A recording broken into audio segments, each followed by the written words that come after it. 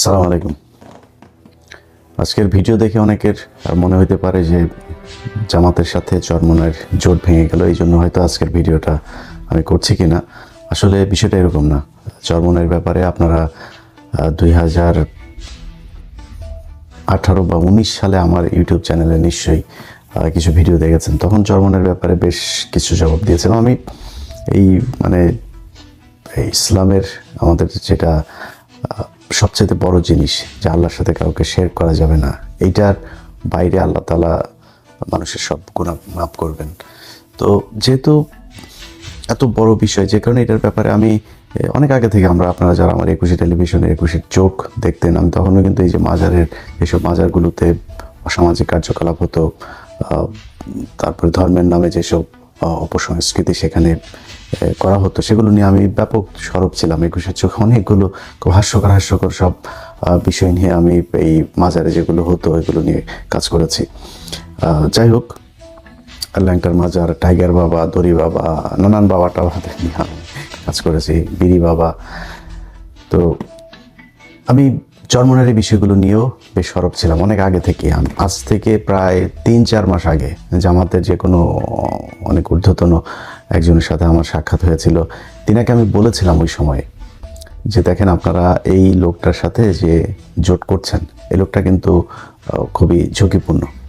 তো ওনাকে আমি ঝুঁকিপূর্ণ যে কারণে বলেছিলাম সেটা হচ্ছে যে 2016 অথবা 17 ওই সময়ের দিকে, আমি সালটা ভুল করতে পারি, তারেক রহমানের সাথে এই চরমোনাই পীর সাহেবের মালয়েশিয়াতে একটা বৈঠক হওয়ার কথা ছিল, এবং সেই বৈঠকটার ঠিক একদিন আগে তারেক রহমান বা বিএনপির পক্ষ থেকে সেটা ক্যান্সেল করা হয়েছিল।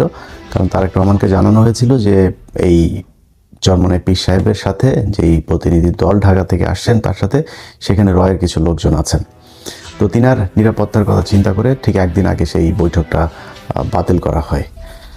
তো আমি তারপর থেকে ধরেন তাদের ব্যাপারে খুব সাবধান, এবং গত 15 বছরের আপনি চরমোনাইয়ের যে অবস্থাটা যদি দেখেন, জামাত ইসলাম সহ হেফাজতের অনেক নেতাদের উপর অনেক নির্যাতন অত্যাচার এগুলো হয়েছে, কিন্তু চরমোনাই পীর সাহেবের এদের উপরে কোনো সমস্যা হয়নি, এরা দাপিয়ে বেরিয়েছে। মাঝখানের একটা সময় তো আপনার এই যে মাহফিল টাফিল, যে সময়টাতে মিজানুর রহমান আজহারিকেও দেশ থেকে বের করে দেওয়া হলো এই চরমোনাই পীর সাহেবের।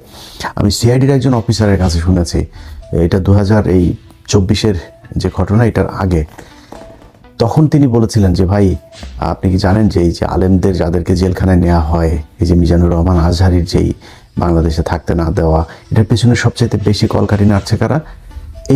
এই যে ইসলামী আন্দোলন, যে চরমোনাইয়ের যেসব ওই যে হাফিজুর রহমান কুয়াকাটা, তারপরে তার ভাই, এগুলো তো এরা বহু আগে থেকেই ভণ্ড। এবং সবচাইতে বড় যে স্পর্শকাতর বিষয় সেটা হচ্ছে যে ভারতের সাথে তাদের যে সংযোগের অভিযোগ আছে, সেটা অনেক গুরুত্বপূর্ণ বিষয়। তো এই কারণে তাদের ব্যাপারে আমি জামাতকে তখন সতর্ক করেছিলাম যে দেখেন, আপনারা এই কাজটা করেন না। তখন তারা একটা উত্তর দিয়েছিল যে ইসলামী অন্য জামাত ইসলামের বাইরে যে দলগুলো আছে তাদের মধ্যে এই ইসলামী আন্দোলনের একমাত্র তাদের সারা দেশব্যাপী বেশ কিছু মাদ্রাসা আছে এবং তাদের সাংগঠনিক কিছু কার্যক্রম আছে, যে কারণে তারা চায়। আর আরেকটা কথা বলেছিলেন যে এটা একমাত্র দল যেটা কিনা সবসময় এই খুব নোংরা ভাষায় কটাক্ষ করে এবং আজে বাজে কথাবার্তা বলে, তো কিছু খানাপিনা দিয়ে এদেরকে পাশে বসায় রাখা আর কি, অনেকটা এরকম জামাতের একটা পলিসি ছিল। তো ওই দিন আমি ওই নেতাকে বলেছিলাম যে এরা কিন্তু, আপনারা যদি ক্ষমতায় যান, মনে করেন তাদেরকে 30টা আসন দিলেন বা 50টা আসন দিলেন, ওই সময় তারা বোধহয়, আমার যতটুকু মনে আছে, 100 আসন চাচ্ছিল। তো আমি তাকে বলেছিলাম যে আপনারা তাদেরকে যদি নাকি 30, 40, 50 বা যে কয়টা আসনই দেন, তো সেই আসনগুলো তো মূলত তাদের আসন না, সেই আসনগুলো হচ্ছে এই জামাতের লোকজন, তারা তাদেরকে আসন দিলে জামাতের প্রার্থী সেখানে বসে যাবেন, বসে গিয়ে তাদের পক্ষে ভোট করবেন, অর্থাৎ জামাতের ভোটগুলোই চরমোনাই পাবে তখন। এখন আপনি তাদেরকে 40টা বা 50টা আসনের ভেতরে মনে করেন 20টা আসন তারা পেল, 20টা আসন যদি পেয়ে তারপরে আপনি সরকার গঠন করলেন, যদি জামাত ইসলাম এবার ক্ষমতায় আসেও, সেটার একটা সম্ভাবনা তো তৈরি হয়েছে। যদি আসে, সেক্ষেত্রে আমি মনে করি যে বিএনপিও বিশাল একটা ফাইট দিবে, তো খুব হাড্ডাহাড্ডি একটা লড়াই হবে এবারে নির্বাচনে, আমার বিশ্লেষণ। তো যদি এরকম হয় যে জামাত ইসলাম ধরেন 160টা পেল বা 155টা পেল বা 170টা পেল, বিএনপি ধরেন 130টা পেল, বা মানে আমি সাপোজ একটা কথা বলছি, এখন এই চরমোনাইকে যদি 20টা দেওয়া হয়, তার মানে ম্যাজিক ফিগার তো হচ্ছে 151, 151 আপনাকে পেতেই হবে। 151 পেতে গেলে আপনি ধরেন 170 যদি পান, তাহলে এখান থেকে 20টা আপনি তারে চরমোনাই পেল। চরমোনাই যদি পায়, এখন চরমোনাই মাঝখানে গিয়ে বলল যে আমরা এই চাই, কারণ তাদের চাওয়া তো যেটা চাবে তারা সেটা চাবে। তো তারা বলল যে আমরা এখন এইটা চাই। এটা না দিলে কি করবে, তারা সব পদত্যাগ করবে, সব চরমোনাইয়ের যে কজন এমপি আছে তারা সবাই চলে আসবে থেকে, সংসদ থেকে। তখন চলে আসলে আপনার অবস্থাটা কী হবে? আপনি 170টা নিয়ে সরকারে আছেন, এখন আপনার তো 150 হয়ে যাবে, তখন আপনি তো সংসদ তো ভেঙে দিতে হবে, আপনি ক্ষমতা হারাবেন। তো এইসব জিনিসগুলো আমি খুব এইভাবে বলেছিলাম ওই সময়তেই। বলার পরে তারা বলেছিল ঠিক আছে দেখা যাক কি হয়। তো কি হয় সেটা নির্বাচনের আগে যে হয়েছে, এটা আমি মনে করি জামাত ইসলামের জন্য অনেক বড় একটা পাওয়া।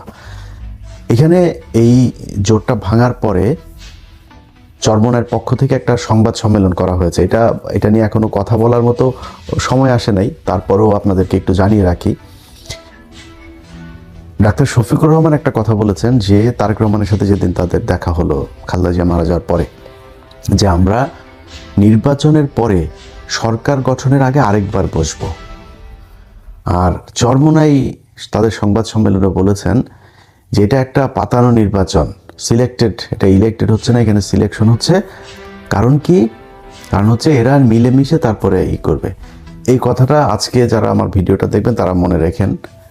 খুব সমূহ সম্ভাবনা আছে, মাঠে বিশাল তোড়জোড়, বিএনপি জামাতের মধ্যে ব্যাপক বিরোধী একটা ভাব। কিছু কিছু মানুষ তো আছে প্যাচ লাগানোর তালেই আছে, বিএনপি জামাতের মধ্যে একটা বিশাল দ্বন্দ্ব তৈরি করা, আওয়ামী লীগ বিএনপির মতো অবস্থা তৈরি করা, এটা তো আছে। কিন্তু একটা শ্রেণী নির্বাচন করলে তো ভাই একই দলের মানুষও তো নির্বাচনে প্রতিদ্বন্দ্বিতা করলে তারা একজন আরেকজনের বিরুদ্ধে তুমুল বিরোধিতা করে, সেটা তো আছেই, থাকবে, কোনো সমস্যা নেই। কিন্তু একটা সমূহ সম্ভাবনা আছে বিএনপি অথবা জামাত যারাই ক্ষমতায় যাক, একক সংখ্যাগরিষ্ঠতা পাক, যদি পায় তাহলে সরকার গঠন হবে দুই দল মিলে। দুই দল না, এই দলের সাথে জোটে কিছু আছে, এই দলের সাথে জোটে আছে, বাট মূল তো এবার খেলা তো হচ্ছে জামাত আর বিএনপির মধ্যে। এই দুই দলই সরকারে থাকবে, আমি যতটুকু এই দিক ওই দিক থেকে নানানভাবে জেনেছি আর কি। এটা হওয়ার একটা সম্ভাবনা আছে। অতএব এই চরমোনাইয়ের যে আপনার সংবাদ সম্মেলনে যে কথাটা বলেছে যে বিএনপি আর জামাত মিলেমিশে ইলেকশন না সিলেকশন করছে, এটা কিন্তু ভ্যালিড একটা পয়েন্ট আছে। এইটা চরমোনাই কোনোভাবেই চায় না। এবং চরমোনাই যখন দেখেছে যে না, চরমোনাইকে তো এখানে ঢোকানোর একটা উদ্দেশ্য আছে, সেই উদ্দেশ্যটা বাস্তবায়ন হচ্ছে না, তখন তারা চিন্তা করেছে যে না, এদের সাথে থাকা যাবে না, আগে থেকেই সরে যেতে হবে। এখন এখানে একটা কথা বলেছে চরমোনাই পীর সাহেব, বক্তব্যটা আপনাদের একটু শুনাইলে বোধহয় ভালো হয়, একটু শুনে নেন তিনি কি বলেছেন।